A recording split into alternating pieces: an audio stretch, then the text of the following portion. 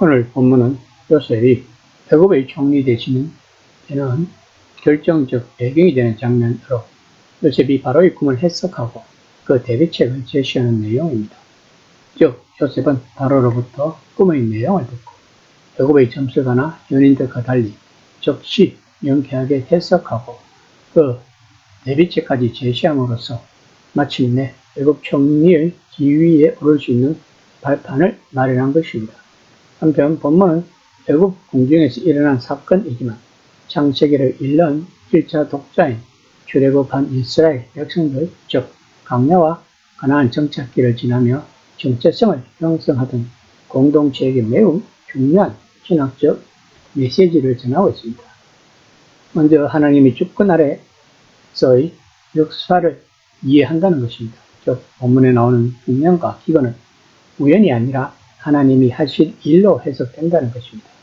이스라엘은 자연과 제국의 흥망을 운명이나 신화가 아니라 하나님의 섭리 속 사건으로 받아들이도록 훈련을 받는다는 것입니다. 다시 말하면 고난과 번영 안에서 하나님의 뜻을 찾는다는 것입니다. 또한 요셉은 본문에서 계시를 설명하는 데서 멈추지 않고 비율, 기간, 시스템을 제안합니다.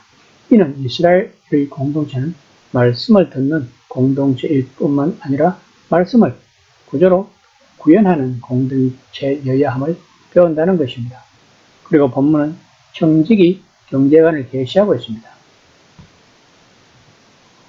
국민의 20%를 거둬 공공저장고에 두는 원리는 탐욕을 견제하고 공동체 생존을 우선하는 경제 윤리를 제시하는 것입니다.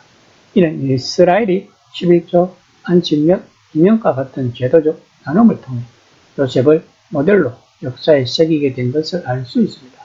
또한 하나님은 애굽 왕에게 꿈을 보이시고 어린 요셉을 통해 제국을 살렸습니다. 이와 같이 이스라엘은 언약 바깥의 역사도 하나님의 섭리의 무대임을 배우며 이방과의 관계에서 배타적 태세가 아니라 거룩한 사명감으로 참여해야 함을 깨닫게 한 것입니다. 이는 일반 은총에 대하여 말하고 있는 것입니다. 이 모든 것이 오늘 본문 안에 계시되고 있는 것입니다. 41장 25절입니다. 요셉이 바로에게 하려되 바로의 꿈은 하나님 나라가 그가 하실 일을 바로에게 보이심이니이다. 요셉은 본문에서 계시는 인간의 상상이나 점술이 아니라 하나님이 주권적으로 보여진 사건이라고 말하는 것입니다. 이는 역사와 자연의 흐름은 하나님의 작전과 섭리 속에 있다고 고백하는 것입니다. 한편 본문에서 하나님이라고 번역된 엘로힘을 직역하면 그 하나님입니다.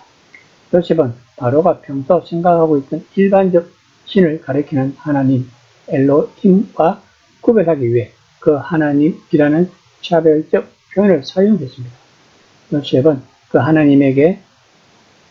하나님께서 바로에게 특별한 계시로서 꿈을 주셨기에 그 풀이 또한 여호와 하나님께서로만 비롯된다고 말하고 있는 것입니다.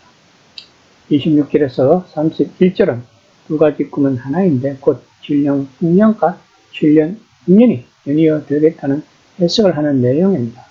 요셉은 바로의 두 꿈들에 등장하는 좋은 7 암소들과 좋은 7 이삭들이 모두 7배를 상징하는 것이라고 알려주고 있습니다. 즉 요셉은 암소와 이삭을 하나의 메시지를 담고 있는 상징물로 설명하면서 바로의 두 꿈들을 하나로 묶었습니다. 이렇듯 요셉이 바로의 꿈을 듣자마자 꿈의 상징물들을 하나의 의미로 섞어내면서 해석해 나갈 수 있었던 것은 그 해석이 인간의 지혜가 아닌 하나님께서 주신 영적인 능력으로 말미암아성을 암시하고자 하는 것입니다. 요셉의 꿈 해석을 7년, 6년과 그 뒤에 따르는 7년, 6년에 대한 것입니다. 여기서 중요한 메시지는 7년의 풍년에 관한 것이 아니고 7년의 흉년이 너무 극심해서 이전에 있었던 대풍년들을 잊어버릴 10년의 흉년에 관한 경고입니다. 41장 32절입니다. 바로에게 꿈을 두 번 겹쳐 꾸신 것은 하나님이 이 일을 정하셨음이나 하나님이 속히 행하시리이니 본문에서 이 일을 정하셨음이라를 직역하면 왜냐하면 이 일을 정했기 때문이라고 합니다. 정하셨다에 해당하는 원어 낳고는 확화하다는 뜻이라고 합니다. 이는 이제 앞으로 닥칠 풍년과 흉년이 우연히 일어나는 자연 현상이 아니라 하나님께서 특별히 준비하신 일이므로 확고하며 꼭 시행될 것임을 강조하고 있는 것입니다.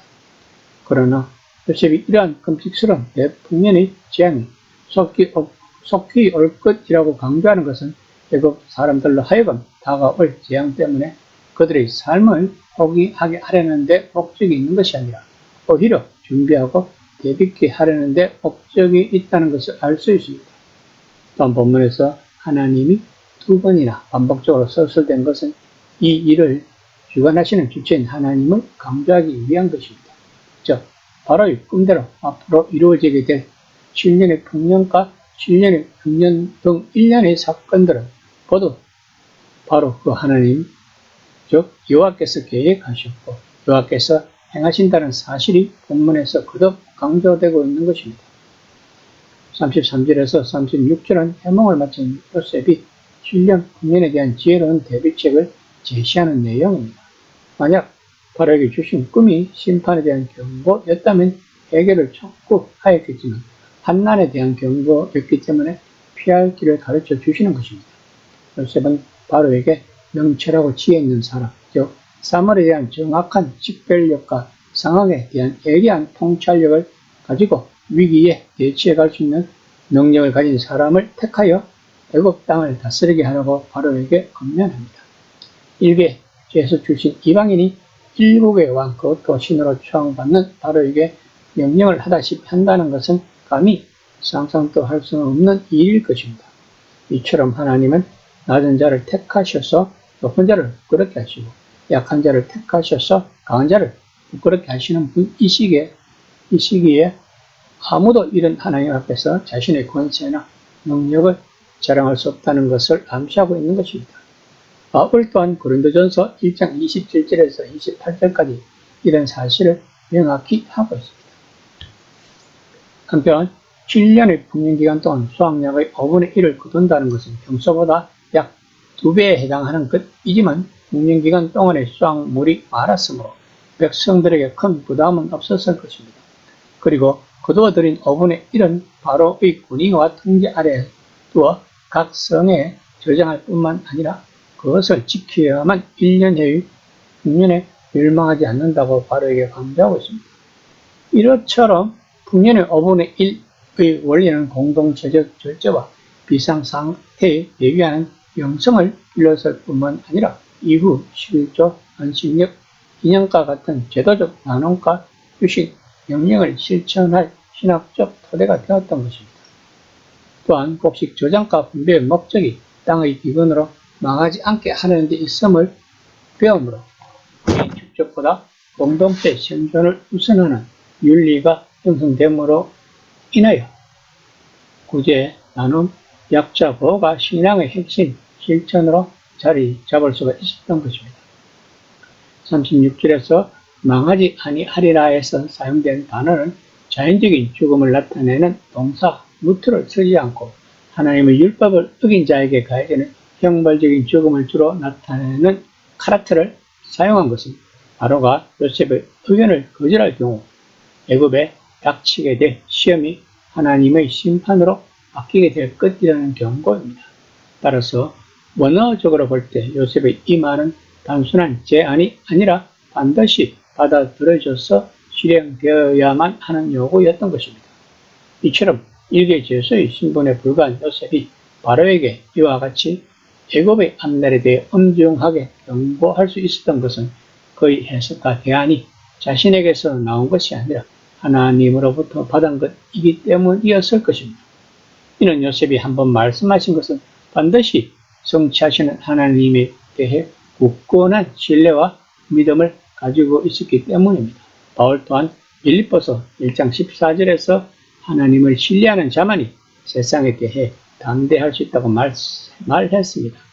이 시간 나는 과연 하나님을 신뢰하는 믿음을 가지고 세상에 대하여 담대한 신앙생활을 하고 있는지 한번 생각해보는 시간이 되었으면 합니다.